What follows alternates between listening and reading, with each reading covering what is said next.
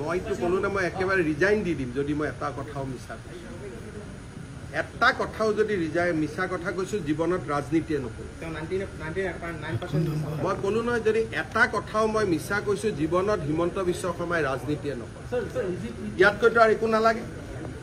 আৰু যদি একদম বেছিকৈ যায় মই এনেকুৱা প্ৰতিজ্ঞা কৰি দিম যে মই ঘৰতে নাযাওঁ যদি মই এটাও কথা মিছা কৈছোঁ জীৱনত মোৰ ঘৰতে মই নুসুমাম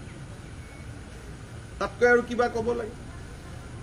মুখ্যমন্ত্ৰী এজনে এনে কেজুৱেল কথা নকয় নহয় গতিকে এইটো যিখিনি কথা কৈছোঁ মই কম কৰি কৈছোঁ আচল কথা এতিয়াও মই কোৱা নাই যিহেতু পাতল কথা ক'ব নাপায় সেইকাৰণে মই যিমান কথা ক'ব লাগে তাতকৈ বহুত কম কৈছোঁ 10 ছেপ্টেম্বৰত ইয়াতকৈ বেছি আপোনালোকে শুনা পাব বাংলাদেশত আৰে বাংলাদেশটোতো ভাৰতৰ কালিলৈকে শ্বেখ হাছিনা থাকালৈকে ভাৰতৰে প্ৰদেশ আছিলে বাংলাদেশ আৰু ভাৰতৰ মাজত মৈত্ৰীৰ সম্পৰ্ক আছিলে বৈৰীৰ সম্পৰ্ক নাই এইটোতো 3 মাহৰ কথা ইউনুছ বাংলাদেশৰ প্ৰেচিডেণ্ট হোৱাৰ পিছত মই গৈছোঁ নেকি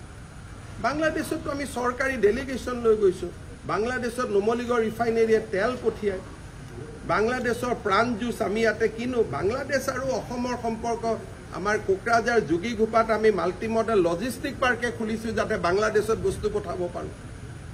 এডভান্টেজ আছাম 1ৰ সময়তো গৈছোঁ চৰকাৰে টিকট কাটি পঠাইছে বাংলাদেশ আৰু পাকিস্তান একে নেকি কাক বুৰ্বক বনাব খুজি আছে শ্বেখ হাছিনা থকালৈকে আজিতো শ্বেখ হাছিনাকে দেখোন ভাৰত চৰকাৰে ইয়াত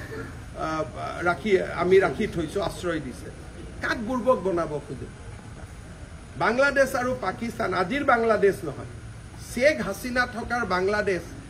আজি তুলনা হয় নেকি পাকিস্তানৰ লগত এইবিলাক কাক বনাব খোজে ইমান অসমৰ মানুহক ইমান বুৰ্বক বুলি ভাবিব নালাগে না